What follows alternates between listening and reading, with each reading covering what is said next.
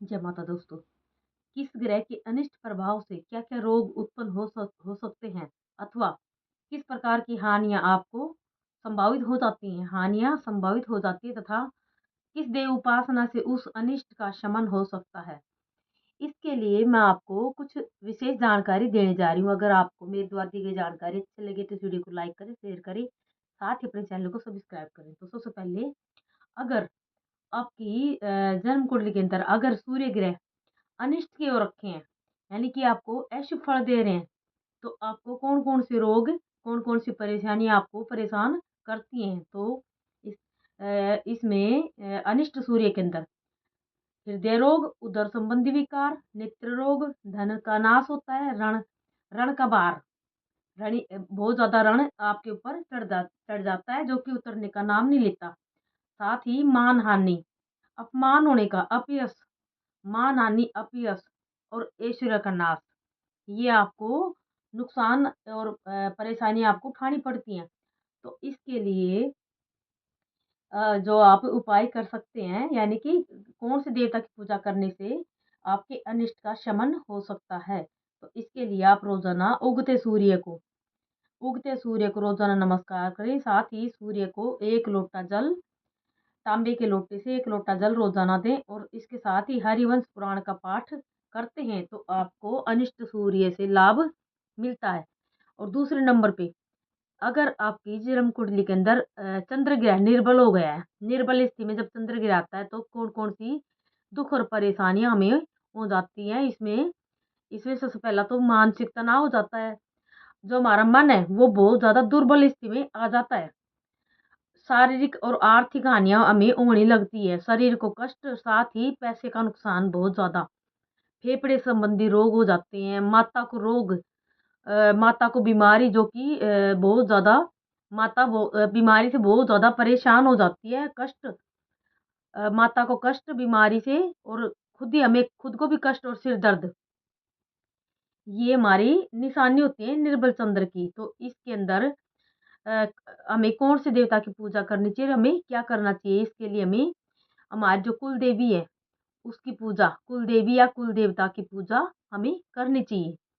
और तीसरे नंबर पे आता है अशुभ मंगल। अगर हमारी जन्म कुंडली के अंदर मंगल ग्रह अशुभ हो गया, बद की स्थिति में बैठ गया है और हमें अशुभ फल दे रहा है, तो इसमें हमें कौन सी परेशानी हमें उठानी पड़ती है। तो इसमें सबसे पहले जैसे संपत्ति का विवाद हमारे साथ होगा, भाई भाई में विरोध, भाई भाई के अंदर नहीं बनेगी, भाई भाई में हमेशा लड़ाई झगड़ा चलेगा।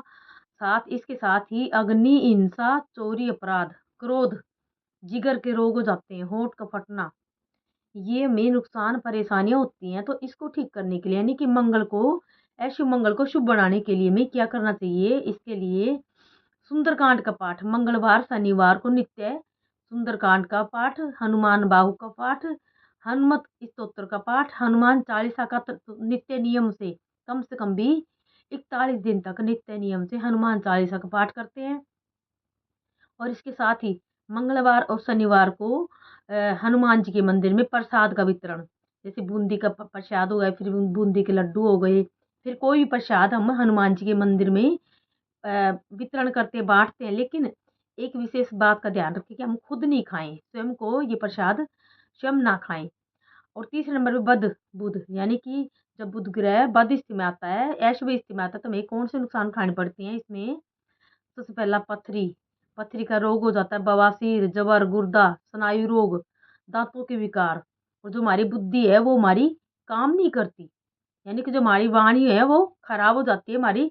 और उससे क्या होता है कि अशुभ बातें हमारे मुँह से निकलती रहती है, जिसके कारण हम हर किसी से दुश्मनी मोल ले लेते हैं। हमारी वाणी खराब खराब हो जाती है, तो इसी के चलते। तो इसके लिए बुध को शुभ बनाने के लिए हमें क्या करना चाहिए? कौन से देवता की पूजा करनी चाहिए? तो इसके अंदर अगर हम दुर्गा सप्तशती के कवच का पाठ करते हैं, दुर्गा सप्तशती के कवच का पाठ करते हैं, कीलक व अर्गला स्तोत्र का पाठ करते हैं, तो इससे हमें जो हमारा बद बुध है, यानी कि जो बुध ग्रह अशुभ स्थिति में हो रहा है, हमें खराब फल दे रहा है, तो वो अच्छी स्थिति में होकर के हमें शुभ फल देने लग जाता है। और चौथे नंबर पे आता है बद बृहस्पति। अगर जब बृहस्पति ग्रह खराब स्थिति में हो जाते हैं, हमें अशुभ फल देने लग जाते हैं, तो कौन से नुकसान हमें उठाने पड़ती हैं? तो इसमें सबसे पहला तो हमें पुत्र हानि होती है, संतान होने में बाधा उत्पन्न होती है।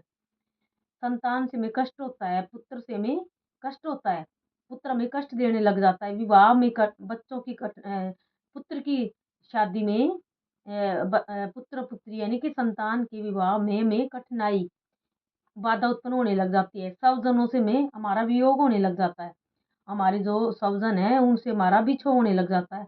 पत्नी से तनाव मिलता है, पत्नी से लड़ाई झगड़े उत्पन्न हो जाते हैं। इसके साथ ही पीलिया, एकांतिक जबर और हड्डी का दर्द, दंत विकार, दांतों के विकार और पुरानी खांसी, ये रोग हमें हमारे उत्पन्न हो जाते हैं, जिससे हमें कई तरह की परेशानियों का सामना करना पड़ता है। तो इसके लिए हमें कौन से देवता की पूजा करनी चाहिए? इसके लिए हमें हरि का पूजन करना चाहिए, हरिवंश पुराण का पाठ करना चाहिए, या फिर श्रीमद् भागवत गीता जी का पाठ हमें नित्य नियम से कम भी 41 दिन तक तो हमें विशेष करना ही करना चाहिए।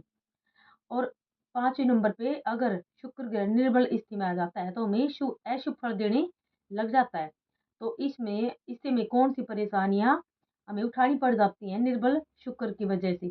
तो इसमें हमें हमेशा किसी ना किसी बात का हमें हमेशा में कोई ना किसी न किसी बात का हमें दुख रहता ही है, यानी कि एक परेशानी खत्म होती है, दूसरी उससे पहले ही उत्पन्न हो जाती है।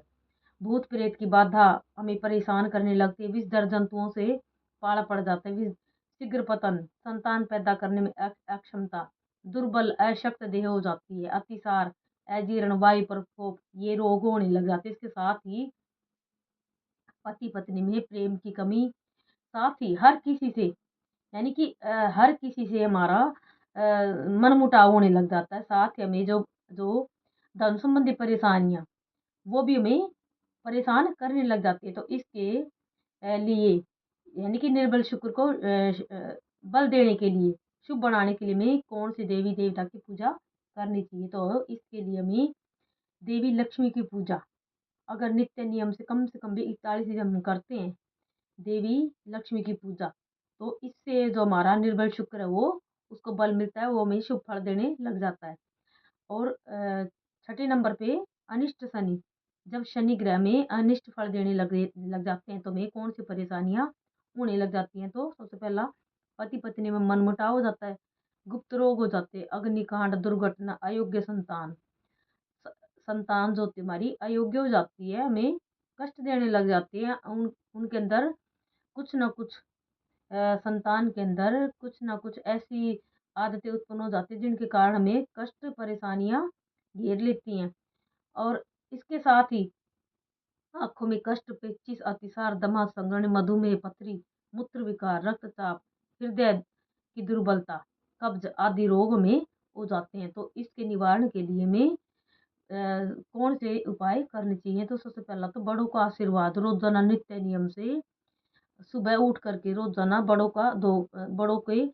का आशीर्वाद लें, उनके धो खा करके आशीर्वाद लें। इसके साथ ही भैरव मंदिर में मध्यरार्पण यानी कि शनिवार हर शनिवार कम से कम भी 5 या 7 शनिवार तक लगातार भी भैरव मंदिर में मदिरा का दान करें और खुद खुद मदिरा का पान ना करें, तो हमें इन कष्ट परेशानियों से छुटकारा मिल सकता है और जो शनि ग्रह में शुभ फल देने लग जाता है।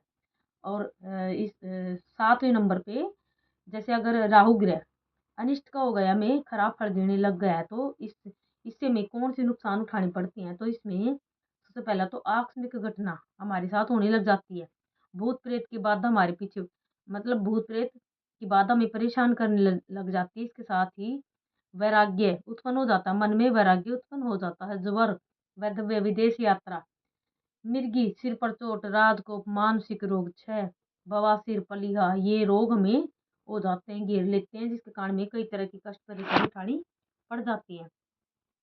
तो जो राहु ग्रह है उसको शुभ करने के लिए हमें कौन से कार्य करने चाहिए? तो इसके लिए में जैसे अगर हमें कन्यादान करते हैं तो हमें राहु ग्रह के अशुभता से छुटकारा मिल सकता है। अगर कन्या खुद की नहीं है तो दूसरे की कन्या का दान भी हम कर सकते हैं। साथ ही रोजाना गणेश जी की पूजा करते हैं, गणेश चतुर्थी का व्रत और गणेश जी की पूजा अगर हम करते हैं तो गणेश जी की पूजा कम से कम भी 41 दिन तक करते हैं, तभी हमें शुभ फल की प्राप्ति होती है। और गणेश चतुर्थी का व्रत कम से कम भी 12 महीने तक भी करते हैं, तो इससे हमें अशुभ राहु से हमें छुटकारा मिल जाता है।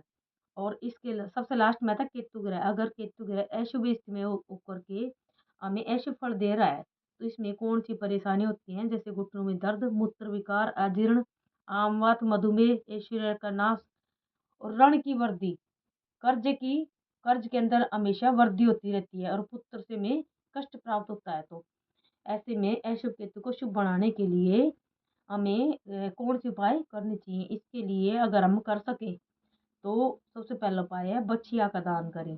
किसी गाय की बछिया को खरीदें और उसका दान करें। और श्री गणेश की पूजा कम से कम भी 41 दिन लगातार भी हमें गणेश जी की पूजा करें, तो हम इन कष्ट परेशानियों से बच सकते हैं। अशुभ केतु को शुभ बना करके जो केतु ग्रह है वो शुभ फल हमें देने लग जाता है। जय माता दी।